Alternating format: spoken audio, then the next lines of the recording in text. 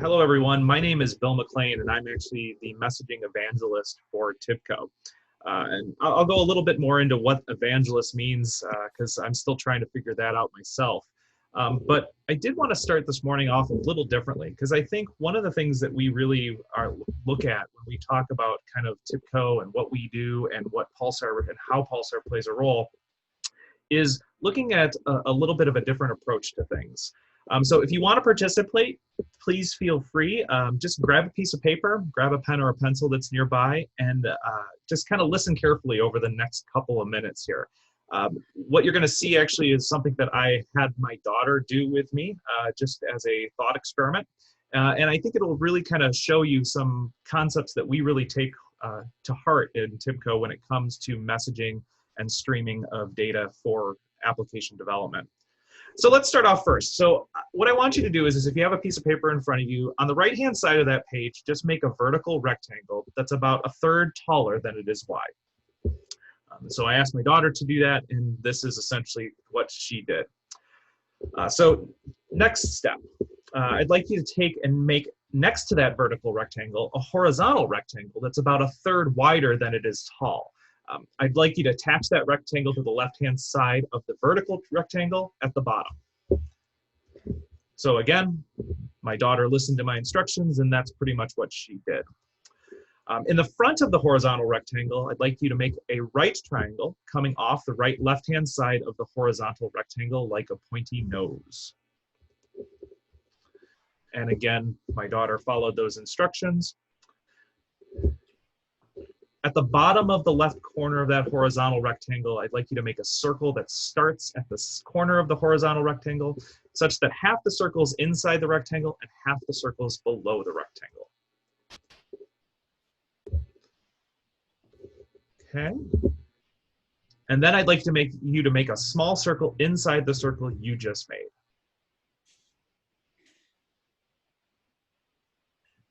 All right.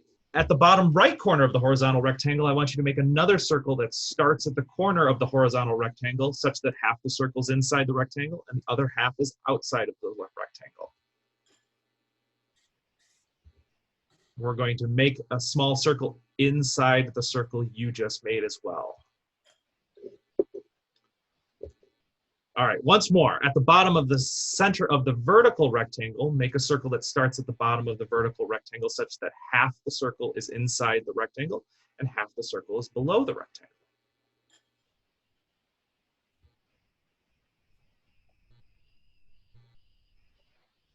Okay, and let's make a small circle inside the circle you just made once more. Okay, a few more steps that we're going to go through here. In the middle of the vertical rectangle, I want you to make a square that at the top of the square is about 1/3 from the top of the rectangle, and the bottom of the square is about half at the halfway point of the vertical rectangle.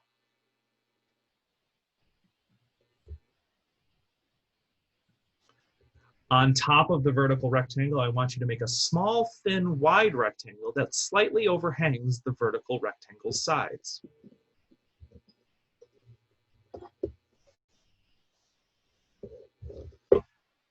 All right, on top of the horizontal rectangle, I want you to make a small square about the same size of the previous square you made.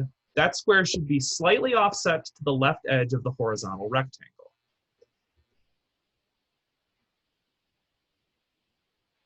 All right, one final step. On top of the square, make an equilateral triangle that very slightly overhangs the edge of the square you just drew. All right, so that's the picture that my daughter drew following the instructions that I gave to her with this simple diagramming exercise. So what did you draw? And at some point, if you ever want to email me what you drew, I'd be curious to see what you drew. But so here's what my daughter drew. This is her actual drawing versus what I was describing to her based on instructions that we were just given. So she was close. She came pretty close to what the intent of the diagram was, but her diagram really didn't match exactly what was described based on my instructions. And the question I always like to ask in these situations is, where did these things break down, right? Where did the instruction that I was giving get misinterpreted? And was it a statement of poor instructions? Was I not giving the proper information to her to be able to draw the picture the way I wanted it to be drawn? Was it that not enough information was given in the instruction that I gave? Was it the type of thing where I was giving her the right information, but just not enough for her to formulate the right access to what she was supposed to be doing? Was it possible that she wasn't listening close enough? My daughter at times, especially because she's starting to get into those teenage years, likes to tune me out every once in a while. So was there certain points in this diagramming exercise where she just stopped listening or didn't get pieces of information that were of vital importance to her to draw the diagram? Or was there some kind of misunderstanding that occurred in that information exchange? This exercise is something that I use to really explain something that we really don't like to talk about often, but the reality is that communication is hard. Whether it's between interactions between us on an interpersonal level, or if it's interactions that we have at an application and data or a digital environment level, communications is very difficult. And when breakdowns in communications occur, they typically are at the center of all our problems.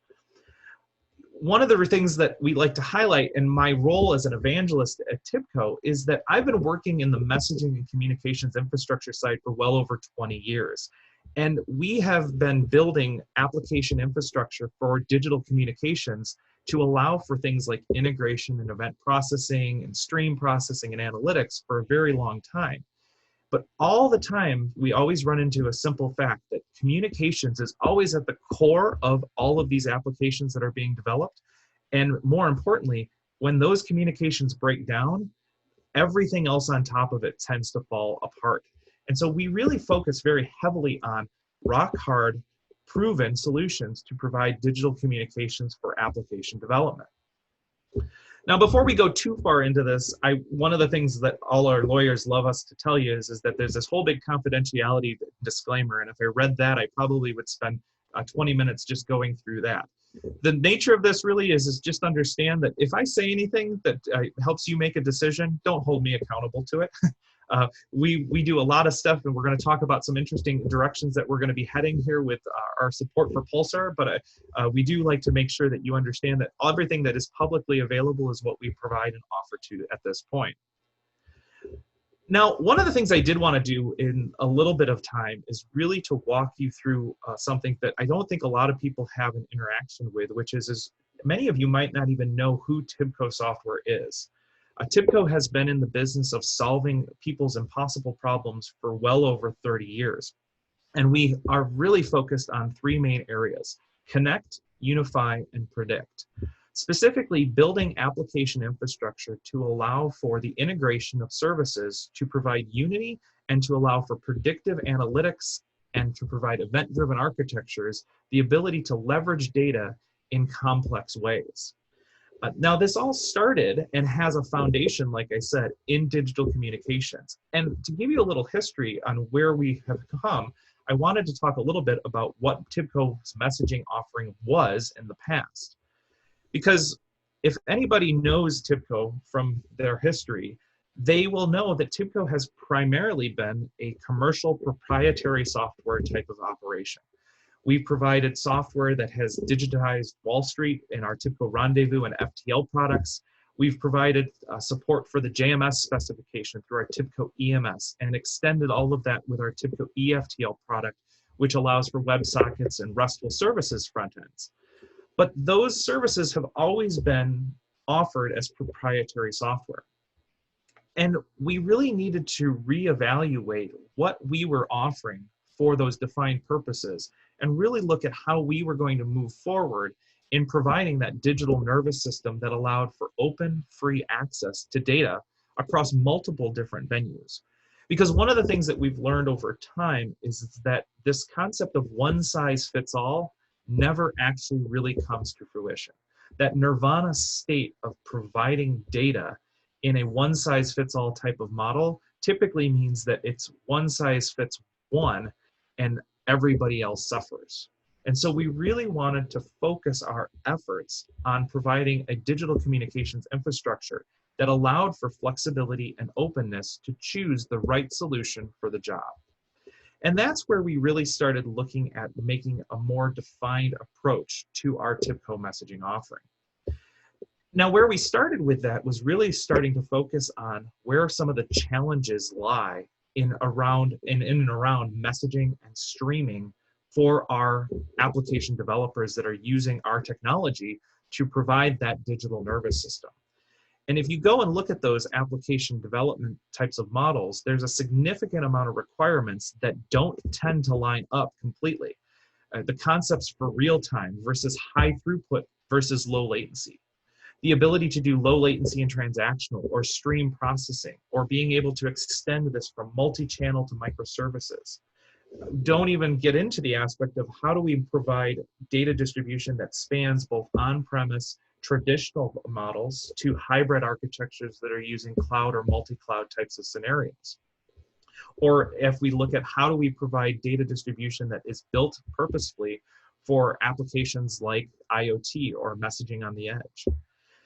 That's where these challenges really started to provide an epiphany to our approach to providing a messaging infrastructure that no longer is built on proprietary solutions, but really starts to embrace the openness of open source software and the free availability of exchange of data that allows for you to choose the right solution for the job. So back in 2018, we actually changed our whole approach to our messaging offering. We now have open source solutions that we added in Eclipse Mosquito for MQTT support, as well as Apache Kafka in 2018. But late last year, we started to see some really interesting paradigms that we were very, very excited about coming out of the Pulsar community. And as you've heard from a number of other presentations yesterday, there's a lot of different companies and things like that that are leveraging Pulsar to provide them some type of functionality. Splunk's presentation on how they're using Pulsar to provide stream processing and streaming of data for monitoring and management was a great presentation. And we do that within TIBCO, but more importantly, what we do is we extend the ability to support that communications infrastructure for all of our customers, not just to use our applications, but to build and deploy and to manage their own infrastructure, leveraging those types of applications. Now, when we say we support Pulsar and we bring Pulsar into our ecosystem, what it really means is that we have fully embraced Pulsar as a first-class citizen in our offering for support of messaging and our application infrastructure. We support the ability to deploy both open source solutions that are freely available from Apache as well as Eclipse for MQTT. And we support the usage of those within our own application infrastructure. So whether you're looking to build a streaming analytics application with our product called Spotfire, or you're looking to extend your event processing through something like Flogo, which is an open source product, which I'll talk about a little later, or if you're looking to integrate backend services, all of our solutions that we offer as part of TIBCO have now fully embraced and leverage Apache Pulsar to allow them to be able to use that as their communications infrastructure and its ecosystem. And not only do we support them in the usage of our products, but we support the growing community and building features and functionality on top of Pulsar directly. So where we really look at this and have grown from this perspective is that we look at now the ability to provide an openness and a flexibility of choice. One of the things that we really value in our approach to messaging is the ability to move between different products as demands change. And one of the great examples I can give you of that is we have been having so many conversations with clients that are working today and have built fairly sizable ecosystems using Apache Kafka. But they are now looking at how do we grow this to a multi-site, multi-tenant, geolocated type of environment, and do so without sacrificing some of the value propositions that we've gotten out of building a Kafka ecosystem. And when we started looking at Pulsar and what it could provide with its geolocation functionality and its ability to do multi-tenancy and the native ability to provide server-based functional processing of data through Apache Pulsar functions. We got very excited about the ability to leverage that tool as a big part of our digital ecosystem to provide that nervous system of communications. Even beyond that, we looked at Pulsar as a great place for our open source event-driven application architecture, Project Flogo, to be able to tie into and leverage as a communications infrastructure and allow for clients to build a zero or no code type of approach to building event-driven applications. If you're interested in that aspect, we do have some very cool things that we're doing with our Project Flogo, which again is an open source project that's available on GitHub. And you can use that as a toolkit to now tie into things like Pulsar. And in the future, we're talking about being able to provide direct native support of running our Flogo engine pieces as part of an Apache Pulsar broker ecosystem and as a part of Apache Pulsar functions.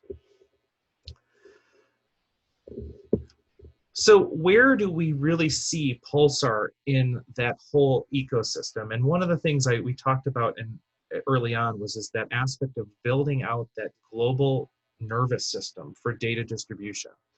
And now, like I said, TIBCO has a long history of providing that enterprise class operations for data distribution. And more importantly, we have application infrastructures that span across the globe, and we have some that even have been deployed exoplanetary. And where Pulsar has really come into play in our approach to providing that nervous system is it's really tying in all of that backbone communications. It's really that next step in the ability to do stream processing and inline data functionality, but do so on a global scale.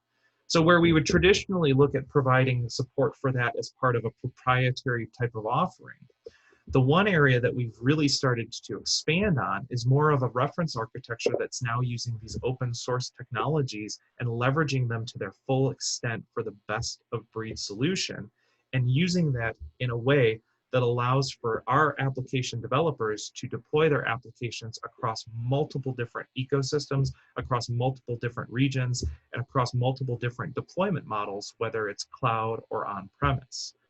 So this reference architecture is actually something that we've provided as part of our client interface that is looking to expand their global presence from the US and move to an application data structure where they can do data processing and functional application development and integration across multiple different regions throughout the world. And they needed a way to provide that seamless communication and data replication across those regions without having to take on additional overhead, like adding different replication features or pieces. They really wanted an ecosystem that allowed for their communications infrastructure, their broker infrastructure, to be able to communicate seamlessly across multiple different regions across the globe. And that's where Apache Pulsar became a very clear value proposition for them, which allows them to leverage the natural tendencies that Pulsar has been built for in geo-replication and the high-performance replication of data between those regions, both synchronously and asynchronously, and allows them to leverage the right technology and use it appropriately, and then extend that out to other technologies as they need.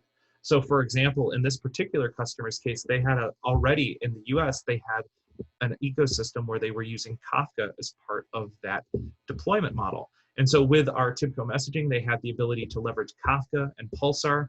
And now they're actually looking at the Kafka and Pulsar functionality that's been developed as part of the Pulsar community here to allow for native support for Pulsar in that ecosystem. Or more importantly too, as they expanded, they said they had clear demands and requirements for IoT and MQTT in certain aspects of their Asia deployments. And so being able to leverage, again, the right tool for the job, whether it's MQTT directly in Pulsar that's being developed, or if they're looking to leverage a separate kind of ecosystem where they're deploying Eclipse Mosquito MQTT brokers to provide that native support and pulling that data into Pulsar directly. That is the type of model that we provide with flexibility to allow for that nervous system to be now tied together seamlessly and allow for our communications infrastructures to now be expanded and leverage the right technology for the right purpose. You know, that's really where we focus our whole approach to our business model for supporting our messaging as a core component of what we do. TIBCO is a little bit unique in that area where we've felt that the communications infrastructure is always a very key part of what our application development does above the communications layer. And we've always approached communications as being the hardened piece that has to be proven and has to be rock solid. Because again, going back to the beginning, when you have something break down in that nervous system, everything else on top of it tends to fail. And we want the ability to provide the most proven technologies for digital communications. That's where we really focus our efforts on that connect layer, which is bringing that communication and that infrastructure together to provide integration that allows you to unify all that data and bring all that data together, and then ultimately use that data to appropriately respond and predict and build event-driven applications. It all goes back to that aspect of being able to provide that infrastructure that all starts with a rock-solid communications piece. And Pulsar has truly become one of the most exciting pieces of that puzzle that we've put together over the last 20 years. To give you some ideas of where this is being used and to what scales we're talking about with regards to building these ecosystems for communications and application analytics and things like that, one of our very proud partners is AMG Petronas. We partner with Lewis Hamilton, and we're an official team partner with them. And with TIBCO and with the analytics aspects that we provide on top of that communications infrastructure, they have reached and far beyond and are leveraging that to provide real-time data analytics of on-track operations, and doing so and leading them ultimately to 6 world championships, all of which has been made possible by TIBCO.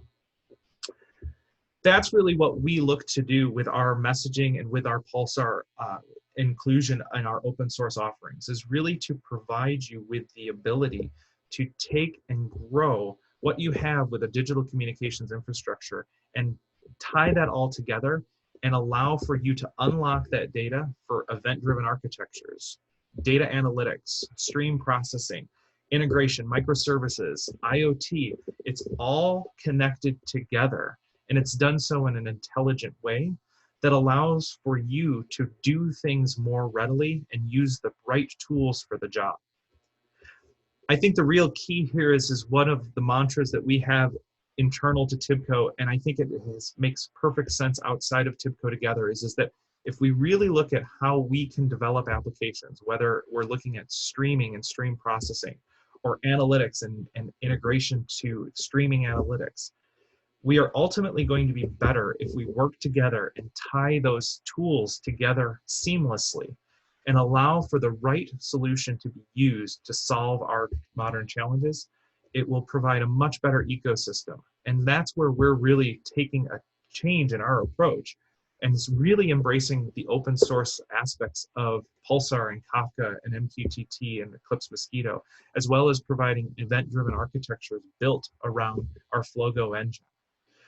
So that's really where we have built Pulsar as part of that ecosystem, taking that nervous system and growing it beyond what a traditional single on-premise type of model, and using Pulsar to leverage the functionality that has been built purposefully to allow for geo-replication, multi-tenancy, and the ability to leverage inline stream processing is a very, very interesting aspect to us, and we are doing a lot of interesting things around Pulsar, as well as integrations with Pulsar for things like our Flogo engine as well.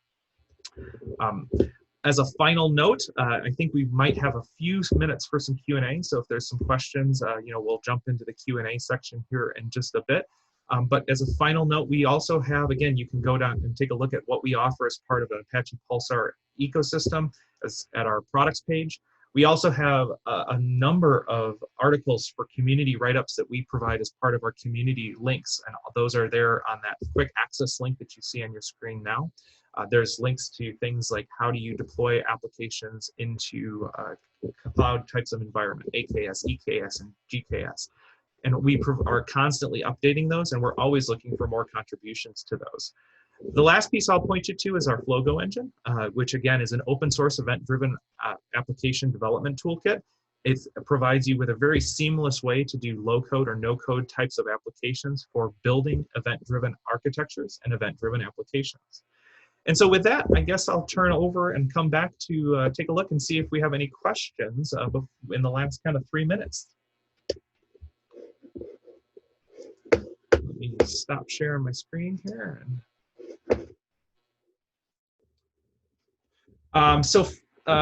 From our point of view, how do you compare Kafka community support versus Pulsar community support?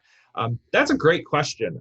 We actually, one of the things that was very, very interesting to us is that we take a very close look at how open source communities operate. And what we really liked about the Pulsar community in particular was how diversified it was across multiple different unique arenas. Specifically, it wasn't a single company contributing holistically to the project at like an 80 or 90% level. There was so many different entry points that were being used and leveraged to support that community that it meant that Pulsar was much more of a true community supported operation. And that was really what we felt was really a big draw to the Pulsar community in particular. Ultimately, you know, we looked at performance and functionality and things like that, and those were all big factors in our decision-making process to add Pulsar to our support. But the community itself was a huge piece of what we looked at and really thought was something unique because it was such an open part of the community. And then to the other question that was posted is do we have core contributions to Pulsar? Yes, we are working very hard with the Pulsar community, and we are doing contributions.